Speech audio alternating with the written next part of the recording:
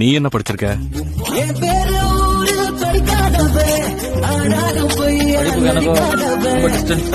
என்ன தெரியல, எனக்கு படிப்பு உன்னை பார்க்கும்போதே நினைச்சேன் நீ படிச்சிருக்க மாட்டேன்.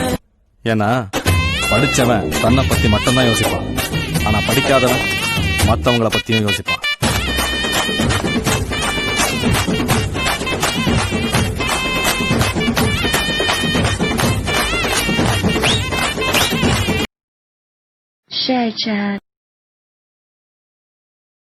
Share chat.